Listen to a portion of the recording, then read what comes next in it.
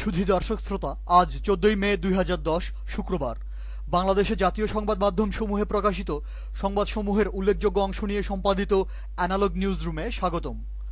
Sylhet polytechnic ইনস্টিটিউটে আওয়ামী ছাত্রলীগের আহ্বায়ক একজন নিরীহ সাধারণ ছাত্রীকে ধর্ষণ করার সংবাদ ছেপেছে দৈনিক কালের কণ্ঠ। ক্ষমতাসীন দলের লোকজন ঢাকা রিপোর্টার্স ইউনিটিতে দায়িত্ব পালনরত 3 জন কর্মচারীকে বেধড়ক পেটানোর খবর। নেত্রকোনা, চুয়াডাঙ্গা ও বগুড়ায় সরকারদলীয় লোকজন বিভিন্ন গণমাধ্যম কর্মীদের উপর হামলা করে গুরুতর আহত করার সংবাদ এবং পুলিশি নির্যাতনের প্রতিবাদে ঢাকার সাভারে সাংবাদিক সমাজ মানববন্ধন কর্মসূচি পালন করার খবর ছেপেছে যুগান্তর, নয়াদিগন্ত, কালের কণ্ঠ, জায়জায়দিন এবং শীর্ষ নিউজ। আওয়ামী লীগ ক্যাডাররা চুয়াডাঙ্গার জীবননগরে উপজেলা বিএনপির সভাপতির ব্যবসা প্রতিষ্ঠান এবং বাড়িতে বেপরোয়া ভাঙচুর ও লুটপাট করার সংবাদ। নাটোরের বাগাতিপাড়ায় সরকারদলীয় নেতা একটি স্কুলের প্রধান শিক্ষিকাকে মারধর করার প্রতিবাদে শিক্ষক, ছাত্রছাত্রী ও অভিভাবকরা মানববন্ধন করার খবর এবং লক্ষ্মীপুরের রামগঞ্জে সন্ত্রাসী হামলায় গুরুতর আহত একজন যুবদল নেতা 1 সপ্তাহ মৃত্যুর সাথে পাঞ্জা লড়ে মর্মান্তিকভাবে মৃত্যুবরণ করার সংবাদ ছেপেছে ভোরের কাগজ, যুগান্তর, আমার দেশ, প্রথম আলো, নয়াদিগন্ত এবং সমকাল। ঢাকার রাজপথে পুলিশের লোকজন একজন ট্যাক্সিক্যাব চালককে দিগম্বর করে মারপিট করার প্রতিবাদে বিক্ষুব্ধ ট্যাক্সিক্যাব চালকরা বিক্ষোভ প্রদর্শনের সংবাদ ছেপেছে আজকের অধিকাংশ পত্রিকা। সারা দেশে বিচার বহির্ভূত হত্যাকাণ্ডে একটি অনুসন্ধানী প্রতিবেদন। ঢাকায় আইন শৃঙ্খলা পরিস্থিতির ভয়াবহ অবনতি।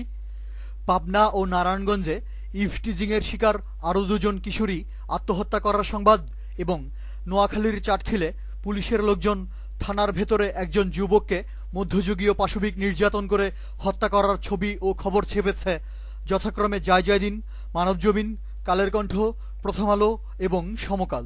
রাজধানীতে সিটি কর্পোরেশন, দিনাজপুরে গণপূর্ত অধিদপ্তর, খুলনায় শিক্ষা প্রকৌশল অধিদপ্তর, রাজশাহীতে সড়ক ও জনপথ অধিদপ্তর ও সিটি কর্পোরেশনে আওয়ামী লীগ ও এর অঙ্গ সংগঠনের নেতাকর্মীদের বেপরোয়া টেন্ডার সন্ত্রাসের খবর ছেপেছে ভোরের কাগজ, যুগান্তর, নয়াদিগন্ত, সমকাল, আমার দেশ, কালের কণ্ঠ, প্রথম আলো, জায়জায়দিন ও মানবজমিন। বেপরোয়া সন্ত্রাসী কর্মকাণ্ডে জড়িত পটুয়াখালী বিজ্ঞান ও প্রযুক্তি বিশ্ববিদ্যালয়ে আওয়ামী ছাত্রলীগের 20 জন ক্যাডারকে বিশ্ববিদ্যালয় প্রশাসন বহিষ্কার করার সংবাদ ছেপেছে আমাদের সময়, কালের কণ্ঠ, সমকাল, প্রথম আলো, আমার দেশ ও জায়জায়দিন। সিলেটের গোয়েনঘাট এবং ঠাকুরগাঁওয়ের বালিয়াডাঙ্গি সীমান্তে একজন নিরীহ কিশোরী সহ মোট 3 জন নিরীহ বাংলাদেশিকে ভারতীয় বিএসএফ নির্মমভাবে গুলি করে হত্যা করার সংবাদ এসেছে সমকাল, প্রথম আলো এবং শীর্ষ নিউজে। বিদ্যুতের মূল্যবৃদ্ধির সরকারি সিদ্ধান্তে বিস্তারিত সংবাদ এবং চট্টগ্রাম, ফেনী, নোয়াখালী, টাঙ্গাইল, ফরিদপুর সহ দেশের বিভিন্ন স্থানে দুর্বিষহ লোডশেডিংয়ে অতিষ্ঠ জনগণ রাস্তায় নেমে বিক্ষোভ প্রদর্শন এবং বিদ্যুৎ অফিস ঘেরাও করে ভাঙচুর করার খবর ছেপেছে আমাদের সংগৃহীত 14টি পত্রিকার সবগুলোই। অ্যানালগ নিউজ আজ এ পর্যন্তই। পরবর্তী নিউজ শোনার আমন্ত্রণ জানিয়ে আজকের মতো বিদায়। ধন্যবাদ।